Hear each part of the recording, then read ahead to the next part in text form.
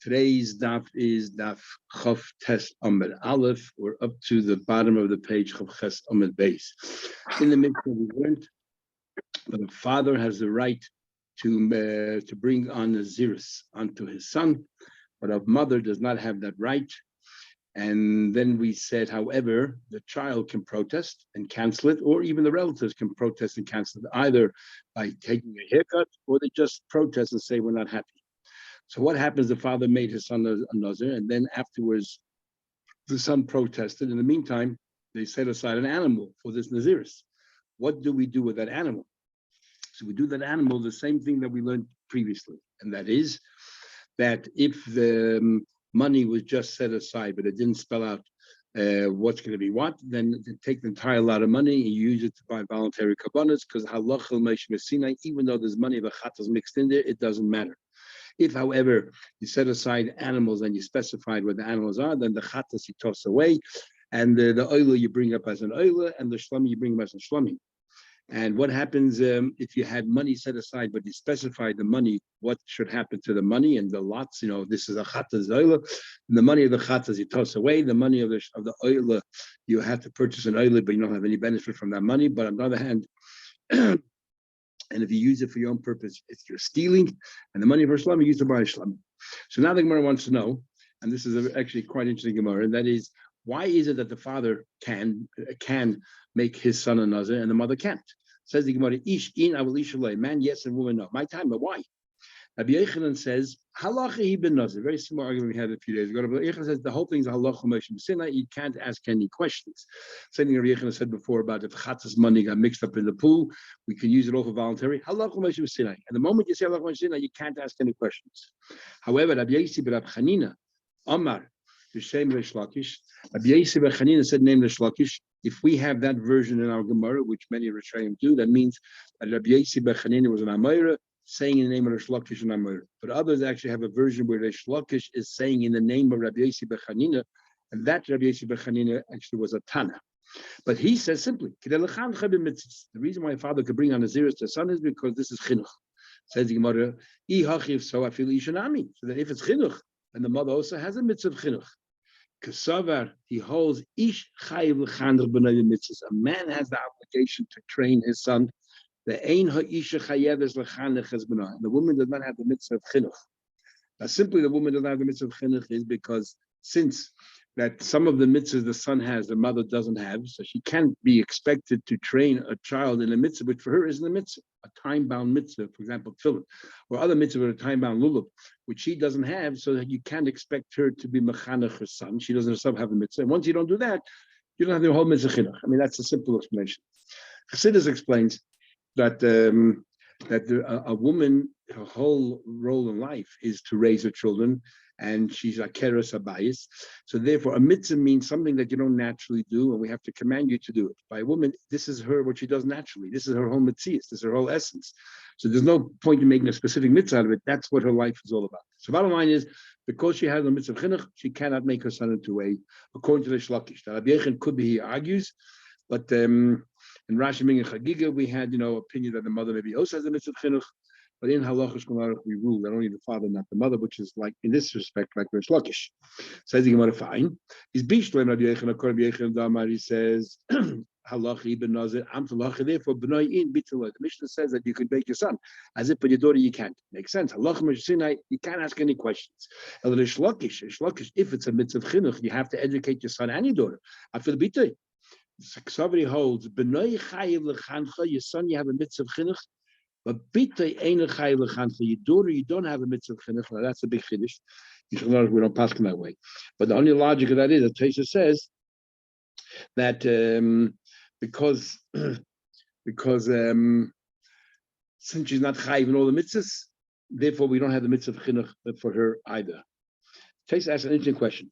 You're telling me that there's a mitzvah of chinuch for your son, and yet we learned in Gemara Yavamis if a bezin sees a child eating treif, you don't have to stop him. He's eating treif, you don't have to stop him. You can tell me it's a mitzvah of educating a child. Isn't that part of education? So the first answer to Tosfos is fascinating. He says that chinuch is only on positive mitzvahs, not on negative. Chinuch is you want to train a child to behave and go out of his way and behave in a certain way. So that's mitzvahs, the bench lulav, sit in the sukkah, here shayfa. But to stop the child being treif, that's not part of chinuch, which is quite amazing. The other answer in Tosfos is that, of course, chinuch encompasses the positives and the negatives. However, there the Gemara is talking about a bezdin, an outsider. An outsider does not have the mitzvah of stopping a child, but a parent, of course, they have the mitzvah. Anyway, so the Shlakish says that there's no mitzvah chinuch for a daughter. Says the Gemara, okay. Now, it says in the Mishnah that the only thing the father can do is make his son a Nazir, but there's no other promises that the father can take on behalf of the child. So that's why only the Zidis, but the daughter left, but not by the daughter. According to the Shlokish, which to do with chinuch, then I feel the daranami. Every mitzvah, the father has a right to make his son a Nazir, to train him. So the father has a right to make a promise on behalf of his son for whatever, to do any mitzvah. Says you're right. According to the Shlakish, you're 100% right. So why doesn't the Mishnah say that? Because loy mebayah coming. That's for certain. Loy mebayah, I don't have to tell you, ben adorim, the less name evil doesn't harm the child at all. Of course, you want to take a mitzvah that the child from now on will only eat mahadrin, or only eat the strictest kosher or whatever it is. You could do that. The Chiddush in Mishnah is afilu ben nazirs, the islay nivel, even by nazirs where there's something disgusting about it. And Tosfos says, for example, forcing your kid to have a crew cut, which doesn't look very nice, or denying him from wine or whatever. You still have a mitzvah of chinuch. That's a chiddush in the Mishnah, and the father therefore has a right to make his son a nazir. So the continues. Again, you can't ask any questions. That's what it says. That the relatives have a right to cancel. When the relatives have to cancel, the father says, "I want my son to be a nazir," and it comes along a cousin. In fact, there's a big discussion in the poskim. When we say a relative can intervene, what kind of a cousin, a second cousin? Has it been uncle? Who's a relative? But anyway, some say only those who are postulatus are considered relative as far as this is concerned. Okay, halacha Moshe, you can't ask why can a relative interfere or intervene on behalf of the child. That's halacha.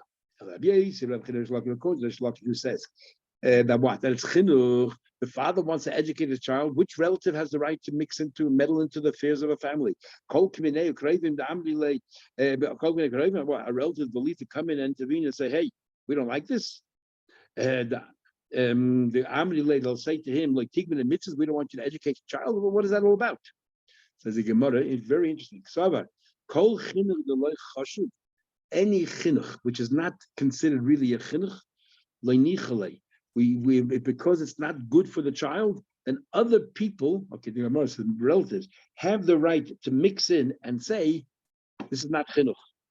For example, as Tosfos explains, you're forcing the child to look ugly by shaving his whole head off, by making your child become a nazir. So therefore, relatives have a right to say, hey, this is not right. Don't make him a nazir. And others say that chinuch is supposed to make a child chashuv. This does not make a person chashuv when he becomes a nazir, because what happens afterwards, and therefore they can intervene. Okay, so the Gemara, now there's a mitzvah or naveira called you're not allowed to remove your pace, like sakif. So there's a big argument when we say you're not. What happens if instead of just removing your pace, the side curls, you remove all the hair on your head, including the pace? So is there an avera from the Torah of removing pace? Maybe the Torah only meant that if you leave your hair growing and you remove the pace, that's forbidden. But if all your hair is gone, okay, or not. So says remember, every nazir has to completely cut their hair, including the pace. So in other words, therefore you can then at the end of 30 days shave his head off, and remove his pace. And chinuch is only midrabbanan, except teaching Torah, but otherwise everything else is only midrabbanan. The Torah says you're not allowed to shave the head off. Here you're shaving the head off, which is the issue of the Torah, and all you're fulfilling is the mitzvah rabbanon. How can the mitzvah rabbanon push away an aveira in the Torah? So one answers because Kasava Rishlak is of the opinion hakafas kol haroish rabbanon. What the nazir does, because they shave off the entire head, including the payas, that is only asim rabbanon, and therefore the mitzvah of chinuch overrides that. The chinuch with the rabbanon, so the mitzvah of chinuch the rabbanon pushes away the isser of shaving entire head, which is the rabbanon. So our next question. Remember, a nazir when they finish their term, they bring korbanos. To bring ordinary animals into the base of mikdash that you're not liable for is called chulin ba'azara, which is an isser in the Torah. Now, as a nazir, they're going to bring all these korbanos, 3 korbanos. but the Mahatayr is not really a Nazir, it's only Chinuch, and you're bringing animals to the base of Mikdash, which really there's no mitzvah to bring. You're committing a sin in the Torah. How can the mitzvah of Chinuch, the Rabbanon, push away an Aveira in the Torah? Says the Gemara, Bishlei Rabbi Yechon Amar Lochi ben Nazir Tzalach, which we say now, in other words, Smat Torah, therefore make a lech ma'aseh carbon, brings a carbon. El Rabbi Yechon Amar Shlakish, kedei lechanche mitzvah, the whole idea is to be mechanech. How come ma'aseh chul lazar, ring chul ta'azara? So the Gemara says, Kesavar, we had Gemara Pesachim, Kesavar, he holds, chulin ba'azara, lav the arais. Rish Lakish is of the opinion, bringing ordinary animals in the base of Mikdash is not also military, it's only the Rabbanon. So the mitzvah of chinuch, the Rabbanon, pushes away the avera of chulin ba'azara. Says the Gemara, okay, now, there's another problem. When a person finishes their 30 days in the Zerus, you bring 3 animals, right? For a chatas, an oil, and a shlam. But if a person was a nazir, became tamei, then before you continue within the Zerus, you have to get out of your tumah, get sprayed on, the tumah if you touch a corpse, and then you bring birds.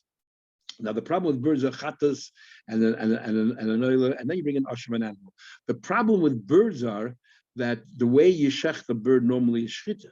But when it comes to the Beis Hamikdash, the way you shech the bird is using the nail from a kohen, which is called malika. An ordinary bird, if you did malika, it would be a nevela, maybe even a treifa according to some. But it would be a nevela if they took the simonim, the trachea, esophagus, and pulled it behind the back. Because malika you do it from the back, you do it behind the back, and you cut through it. So you did sort of a shchita, but then it's not a treifa, but it's an avela. It's not a proper shchita. So at least it's not a treifa, but it's an avela. And therefore, you're not allowed to eat it. It's only if it's a carbon, malika is the way to go. So our question is, according to the Torah, this bird was not shechted properly, it's only malika. Your reason why you're bringing it is only midrabanan, because chinuch says he should be a nazir. How can he then go ahead and bring such a bird? So therefore, if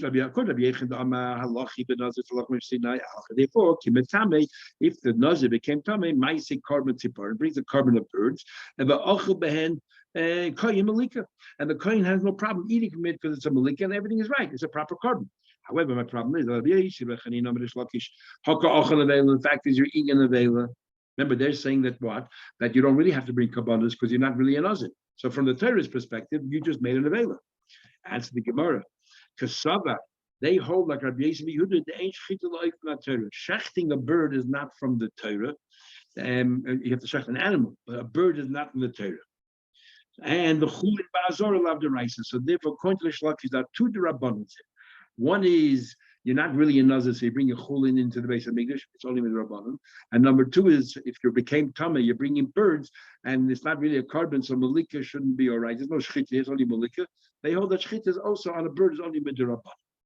Says the Gemara, is that true? Rabbi Yosi actually hold that. About Tanya, we learned Rabbi Yosi bar Yehuda. We learned that Rabbi Yosi bar Yehuda.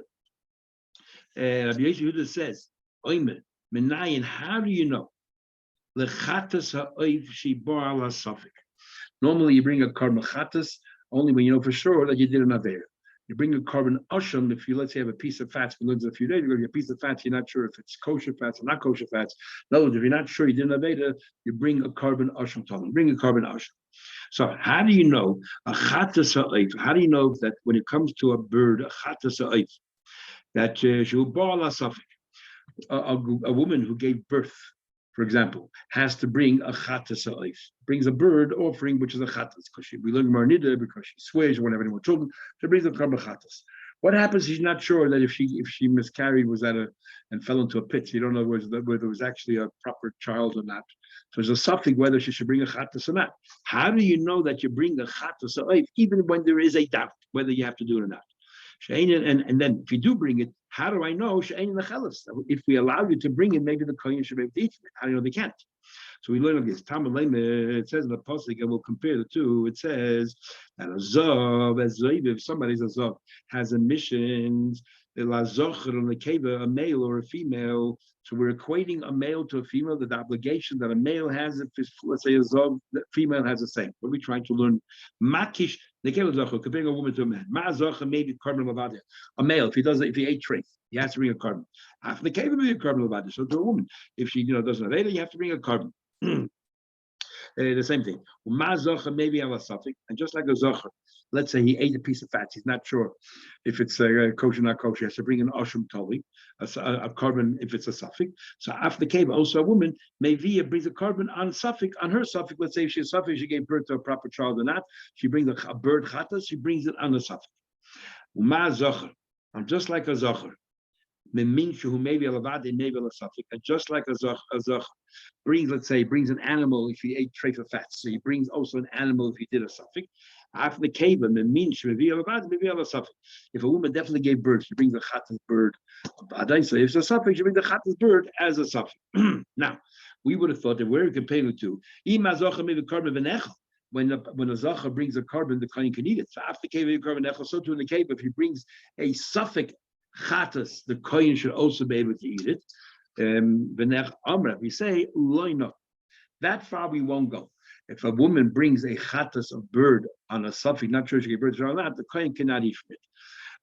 Why? You know why? By zacher she can't iser echad. A zacher only committed one sin. Therefore, right? There's only one sin, and therefore you can eat. Not sure if he did this sin or that sin, you can eat.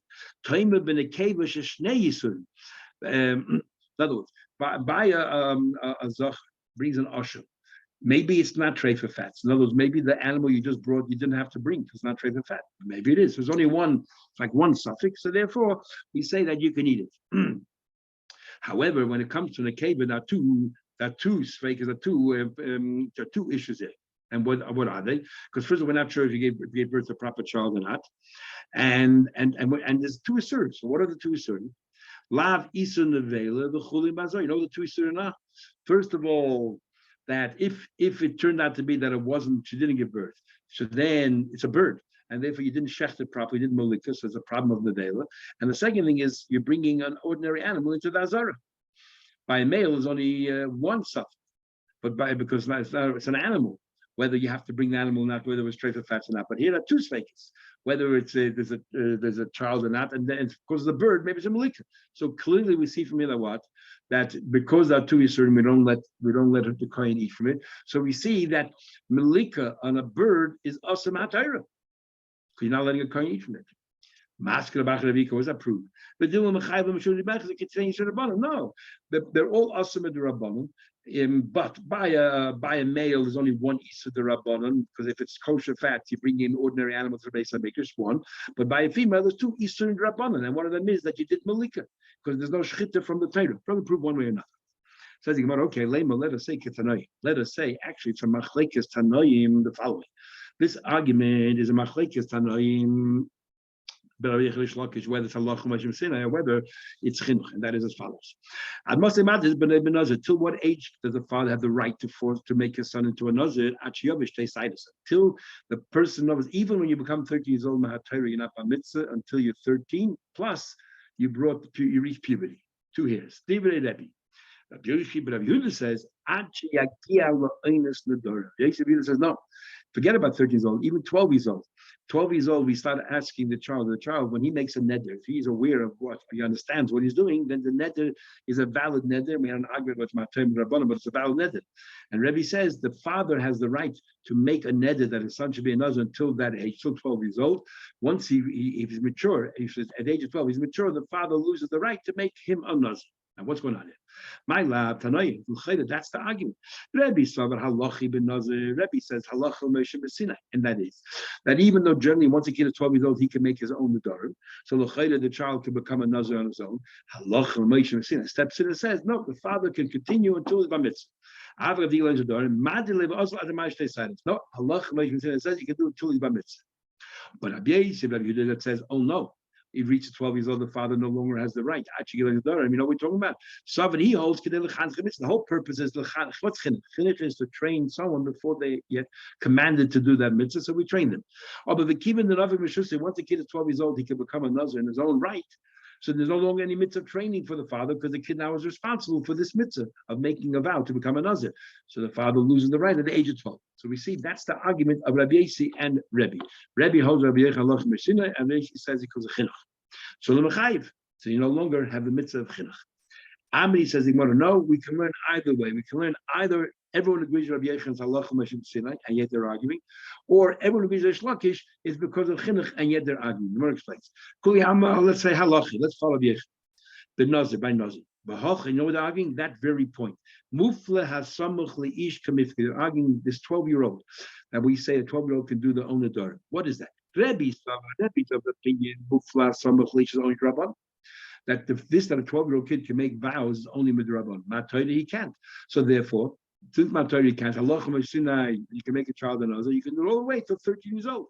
The Torah says that the child is not, we don't recognize the Nadarim, so the father can make a neder on his behalf, or a nazir. And even though the Rabbanan at 12 years old, he can start doing his own thing, that the Torah pushed away the Rabbanan. Makes sense. And Rabbi Yosef ben Yehuda holds, no, he holds Mufla has some of the Raisa, the child at 12 can make his own endowments from the Torah. So the father loses his right. That's one way of looking at it. So everyone agrees with Rabbi Yosef. Or Iboyi saying, or another way of looking at it is, Kuli Alma, everyone holds Kiddush Mitzvah like Reish Lakish. It's for chinuch. So what's the argument? Or Mufla has samach leish derabbanan. Everyone holds the derabbanan that a child can do it. But so is chinuch with derabbanan.